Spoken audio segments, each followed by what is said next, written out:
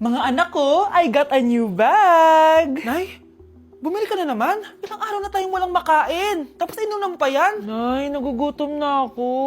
Kayong dalawa, wala kayong karapatang magreklamo ha? Anak lang naman kayo ng tatay niyo sa una niyang asawa. Tatawag ko kay tatay. Akin na yung cellphone mo. Hindi mo na ito makukuha sa akin. Ate, natatakot na ako sa kanya. Oh, eto, kumain ka na. Ate, ganito na lang ba talaga buhay natin? Hindi. Hahanap ako ng paraan para makausap si tatay. Love, padala ka naman ng 50,000, oh. Magbabayad kasi ako ng tuition ng mga anak mo. Tapos, ang dami pa nilang pinapabili. Tay, hindi totoo yan! Sinungaling siya! Wala na siya. Akala mo talaga makakasumbong ka?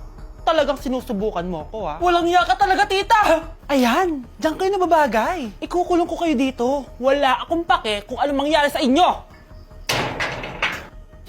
Tay, tulungan mo kami. Ate, mamamatay na ba tayo dito? Tiwala lang, Kyle. Kakayanin natin to. Kyle? Ang taas ng lagnat mo. Tita, tulong! Dali natin sa hospital si Kyle! Ang ingay naman ng mga yun. May bago na naman akong bag. Kyle! Delivery po. Salamat naman, dumating na yung bago ko cellphone. Oh, ano pa ginagawa mo dyan? Binayaran ko na to sa online. Tama nga sila. Inuubos mo lahat ng pera ko sa mga luho mo. Ha? Ramon? Umuwi ka? Kukulong ko kayo dito. Wala akong pake kung anong mangyari sa inyo. Grabe ng pinagagawa ng babaeng to. Ginagawang hayop ang mga bata. Ramon, kailangan mo nang umuwi dito. Walang iya talaga yung si Rosa. Lumayas ka na dito, ha? Ayaw ko makita yung pagmumukha mo. Tsaka lahat ng mga pinambibili mo, bayaran mo to sa akin. Tapos na ang maliligayang araw mo. Scarlett? Scarlett? Tay? Kyle! Okay na si Kyle. Buti na lang, agad yung siya nadala dito. Sorry mga anak. Kung alam ko lang, uuwi ako agad. Tay, ang importante, nandito ka na. Yay! Nandito na si tatay! Makakain na ulit tayo ng masarap, ate! Huwag kayong mag-alala, anak. Hindi na kayo malalapitan ng babaeng yon. Pangako.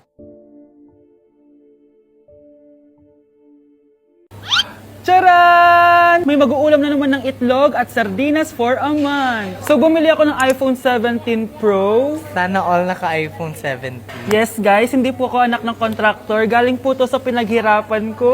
Hindi po to galing sa nakaw. Ano? Ang ganda. Okay na. Ang ganda ng blue. Ganda ng pagka-blue niya, it's dark. Okay guys, side by side sila ng dati kong phone. Ito yung dati kong phone, medyo malaki siya. And ito na yung bago kong phone. Ayoko na sa malaki guys, kasi ang hirap niyang hawakan. So meron pala siyang cord and SIM ejector. Ang gaan niya! Satisfying part. Okay, satisfied. Wala pa akong tempered, so kailangan careful lang. Hello, hello? Eto na siya, guys. So, sa setup ko muna siya, guys. Babalikan ko kayo. So, eto na. Na-setup ko na and nandito na lahat ng apps ko. Kung makikita nyo, iba na talaga yung design niya. Siyempre, naka-iOS 26 na siya. Tignan nyo, guys. So, yung glass. Punta tayo sa camera niya. Ito yung normal. Tapos, pag pinundot ko to, grabe, sobrang ultra-wide naman nito. Ito yung quality ng front camera niya.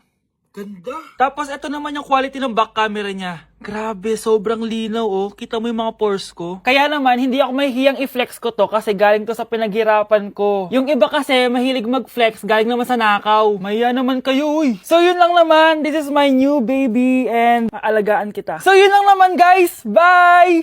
Anak! Umagang-umaga, cellphone agad hawak mo? Tignan mo to napanood ko. Huwag mag-cellphone agad pagkagising mo sa umaga kasi pinapataas mo lang ang stress levels mo. Ano ba naman yan, Nay? Oh, doktor na may sabi, ha? Tigilan mo na yan. Ah, maniniwala pala tayo sa doktor. Sige. Grabe, ang init. Paniligo na nga ako. Nay, may napanood ako, oh. Kung may nagsabi sa'yo na dapat kang maligo araw-araw, isang malaking kasinungalingan yan. Oh, sabi ng doktor, Nay, bawal daw maligo araw-araw. Ba't ka naliligo? Oh, sige, di na ako maliligo.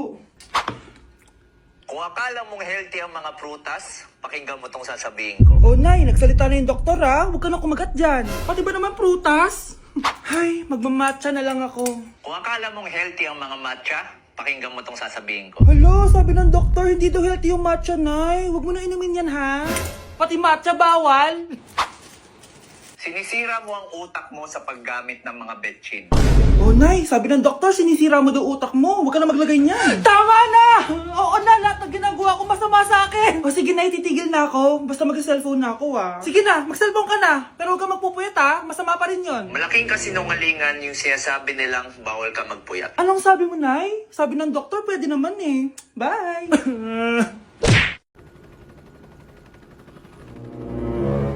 OMG, grabe yung baha, oh. For sure, marami naman nakurakot si Dad. Paldo! Oh, Cheska, ba't ang aga mo? Di ba traffic kasi baha? Ay, opo ma'am, baha nga po eh. Kaya pinag-helicopter na ako ni Daddy para safe ako. Kawawa nga po yung mga tao eh. Wow, sana all. Ah, yes Daddy? Opo, nandito na po ako sa school. Yung baon ko 1 million ha, send mo na. Ha? 1 million yung baon niya? No! Binasa mo yung Chanel bag ko! Sorry, Cheska. Alam mo ba kung magkano to, ha? 600,000 to! Mas mahal pa to sa bahay nyo! Napakamahal naman yan. Whatever. Papabili na lang ulit ako. Salamat ka, mabait ako. Nahiya naman tong 300 peso na bag ko. Be, tara sa kantin. Nag-crave ako ng siomay tsaka ng kwek-kwek. Tara. Pwede bang sa Wolfgang na lang tayo mag-lunch? Hindi kasi ako sanay sa mumurahing pagkain. Be, anong kala mo sa akin? Anak ng CEO? Ano ba yan? Hindi ba kayo binibigyan ng allowance ng daddy nyo? Ako na nga lang. Hindi ka naman ganyan dati. Okay, class. Si Cheska na ang bago nating treasurer. Ma'am, wag si Cheska. Kukurakutin niya lang yung class funds natin. Parang tatay niya. Flood control, ayaw. Gastos, gusto. Kaya mayaman si Cheska kasi korap ang pamilya niya. Ang laki ng tax na binabayaran ko. Sa Disney Princess pala natin napupunta lahat. Habang kami, binabaha na dito. Ikaw pa helicopter lang. Wow, napaka-lavish mo naman. Tsaka, pairam muna ako nito Chanel bag mo ha. May ambag din ako dito, no? Hindi kami titigil hanggat walang nakukulong. Deserve nyong magdusa. Kakarating lang namin dito sa Vietnam at ano pa bang gagawin natin? Eh, titikim tayo ng convenience store food. Hello, umuulan, tara na!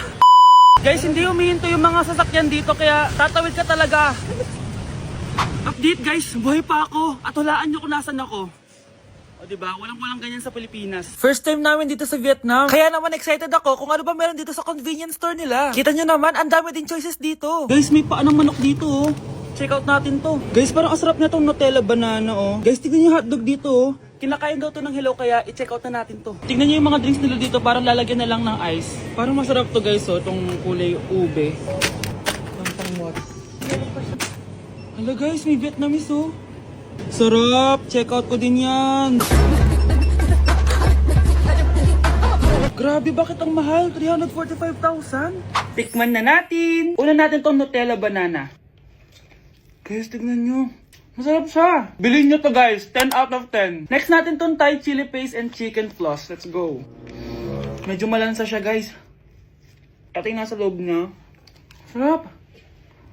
10 out of 10 din to guys. So ito daw. Tignan natin. Puro laman. Oo nga. Sobrang sarap, walang ere. Sarap. Ano naman ito, pusa? Sorry. Oh, ay. Ala, sarap nito. Sarap niya.